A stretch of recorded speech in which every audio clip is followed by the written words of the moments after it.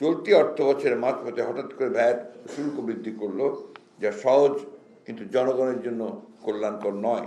সম্প্রতি আমরা লক্ষ্য করছি যে বর্তমান অন্তর্বর্তী সরকার চলমান অর্থনৈতিক অস্থিতিশীলতা তথা উচ্চ মূল্যস্ফীতির মধ্যেই 100টিরও বেশি পণ্যের উপরে ভ্যাট ও সম্পূরক শুল্ক আরোপ করেছে। কিছু পণ্যের কর অব্যাহতি তুলে নিয়েছে। এর মধ্যে রয়েছে নিত্য প্রয়োজনীয় খাদ্যদ্রব্য, পোশাক, ওষুধ ও মোবাইল ইন্টারনেট সেবা।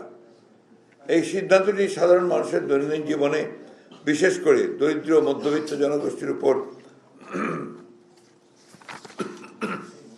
নেতিবাচক প্রভাব ফেলবে, চাপ বাড়াবে। সরকারের বক্তব্য থেকে বোঝা যায়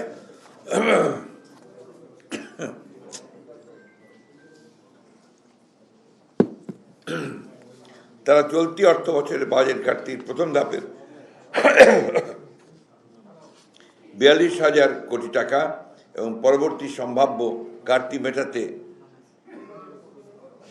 এবং ট্যাক্স জিডিপি রেশিও শর্ত পূরণ করে IMF এর জন্য এই ভ্যাট বাড়িয়েছে। কারণ বর্তমান রাজস্ব দিয়ে সরকার বাজেটে খরচ মেটাতে পারছে না। একইভাবে কিছুদিন পূর্বে সরকার 22,500 কোটি টাকা ছাপিয়েছে কিছু লুণ্ঠিত ব্যাংকের তারল্য সংকট মোকাবেলায়। প্রিয় সাংবাদিকবৃন্দ, আমরা বুঝতে পারি যে আওয়ামী ফ্যাসিবাদের পরবর্তী সময়ে অন্যান্য খাতের মতো আর্থিক খাতেও বিশৃঙ্খলা ভঙ্গুর অবস্থা পরবর্তী চ্যালেঞ্জগুলো সৃষ্টি করেছে। তথাপি বিএনপি বর্তমান অন্তর্বর্তীকালীন সরকারের এমন সিদ্ধান্তে সাধারণ জনগণের জীবনের উপর প্রভাব নিয়ে উদ্বিগ্ন।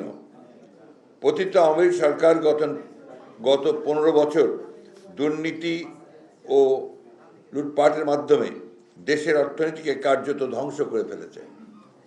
ডিসেম্বর 2024 অনুযায়ী বিদেশি মুদ্রার রিজার্ভ $21 বিলিয়ন নেমে গিয়েছে। দেশের মূল্যস্ফীতি বেড়ে দাঁড়িয়েছে 11%, অনেক ক্ষেত্রে এটি 25%-এর বেশি বেড়েছে।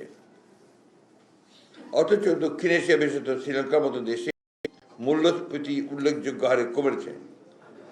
দেশের মোট ঋণের পরিমাণ 20 লাখ কোটি টাকা অতিক্রম করেছে। প্রজেকশন দেখতে পাচ্ছেন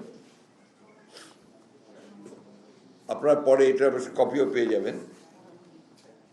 ব্যাংকিং খাতের তারল্য সংকটের কারণেই জনগণ তাদের কষ্টার্জিত আমানত ফেরত পাচ্ছে না। দেশের অর্থনীতি কার্যত ভেঙে পড়েছে। এমন বাস্তবতায় দেশের অর্থনীতিকে স্বাভাবিক ও গতিশীল অবস্থায় ফিরিয়ে নেওয়া অবশ্যই একটি বড় চ্যালেঞ্জ।